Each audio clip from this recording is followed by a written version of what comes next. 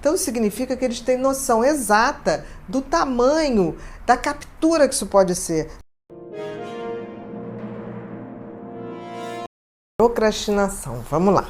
Procrastinar é você estar sempre adiando coisas, né? Você deixa de fazer de imediato uma coisa, vai adiando para amanhã, para depois de amanhã, e você acaba não fazendo.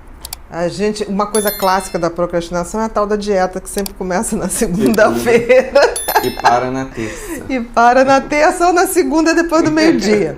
Tá? A gente tem que ver o seguinte, a procrastinação, é comum que a gente tenha algum nível de procrastinação em determinado assunto, dificuldade de priorizar coisas, mas hoje a gente vive uma procrastinação muito maior. Por quê? Aumentou a nossa possibilidade de distração. E eu digo o seguinte, o grande motivo de procrastinação hoje chama-se redes sociais. Ou celular. As pessoas hoje, elas sentam para fazer uma coisa com o celular do lado. E aí ela começa a fazer, entra uma coisinha ali do WhatsApp, ou do Twitter, ou do Instagram, e aquilo, das redes em geral. Então, o que acontece? A pessoa não consegue mais priorizar. E é uma coisa inacreditável o sumidouro de tempo que é a rede social. Porque você fala assim, vou ficar 15 minutos, passam-se 3 horas. E você está ali perdido. E você está perdido. É o Por sono quê? da Cinderela. Porque você abre milhões de possibilidades. Você começa a entrar na vida de daqui a pouco, uma coisa dá um link para outra coisa, para outra coisa, para outra coisa, que você acaba esquecendo até o que você foi fazer. Né? Você vai dar um Google para procurar não sei o quê. Entra uma mensagem, quando você vai ver, você esqueceu do que você estava realmente procurando. E é interessante, Bia, porque procrastinação é uma coisa que eu gosto muito de falar, porque a gente tem aquele nosso teste de personalidade que a gente faz lá na clínica, né? E é interessante, e você vai poder falar melhor sobre isso, que assim, existe um gráfico quando eu faço. Então, é nítido quando aparece que a pessoa tem um nível alto de procrastinação, eu também percebo que ela está com um nível alto de ansiedade. E aí eu sempre converso com eles sobre a seguinte coisa. É lógico que a sua ansiedade vai estar aumentando. Por quê? Porque você está deixando muito para cima da hora as coisas. E aí você entra numa crise de ansiedade, não uma crise, mas você aumenta a sua ansiedade. No estado de ansiedade, porque alerta, você sabe que você não está dando conta do que você tem que fazer. Eu costumo dizer o seguinte, outra coisa também, eu acho que todo mundo hoje vive essa coisa do excesso de estímulo, fazendo você se desvirtuar do que tem que e deve ser feito. Uma personalidade, o TDAH, também tende muito a isso. Por quê? Porque, independente das redes sociais, ele tende a pensar 10 mil coisas ao mesmo tempo. Quer dizer, ele reproduz na cabeça o que a rede que faz, de te levando para várias coisas ao mesmo tempo. Agora, você imagina um TDAH nas redes sociais. Coitado, é 10-0 para a rede. Tá? E tem uma coisa tão interessante na rede, você vê que a rede cada vez evolui mais para capturar a sua atenção. Antigamente você tinha uma questão que não tinha o tal do story, né? Por que o story foi colocado? Porque o story vai sair do ar, então cria-se a urgência de você ver.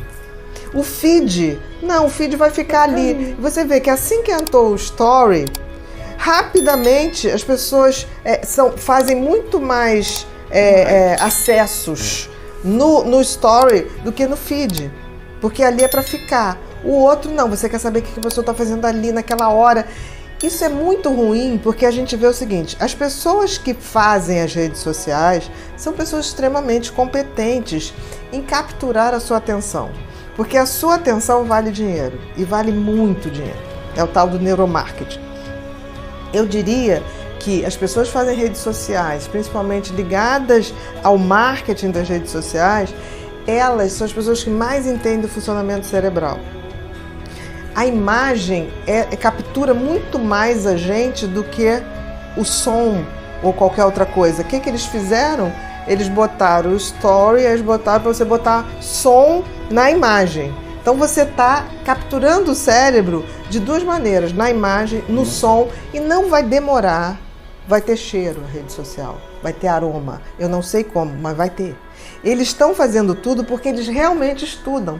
Agora, é tão interessante que as pessoas que vivem, que criaram as redes sociais, são as mesmas que não deixam seus filhos mais do que 1 hora em rede social. Então significa que eles têm noção exata do tamanho da captura que isso pode ser, do tamanho da procrastinação que isso pode levar. Então eu sempre digo, se a gente não tiver conhecimento suficiente, a gente vai ser capturado por isso e a gente só vai ver o lado ruim da coisa.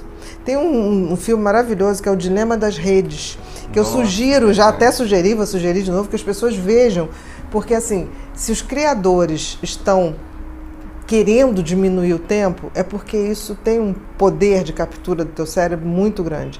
E aí é uma captura que faz com que você deixe de ter o controle do seu cérebro, né? O cérebro é uma máquina que a gente tem que conduzir. Nós não somos nosso cérebro. Nós somos o diretor, o roteirista de tudo que o cérebro vai viver. Então a gente precisa ter essa noção de que a vida a gente tem que pautar. Qual é o script da vida para evitar a procrastinação? O script é, eu pauto hoje o que eu vou fazer amanhã. E primeiro eu faço as coisas que precisam e devem ser feitas.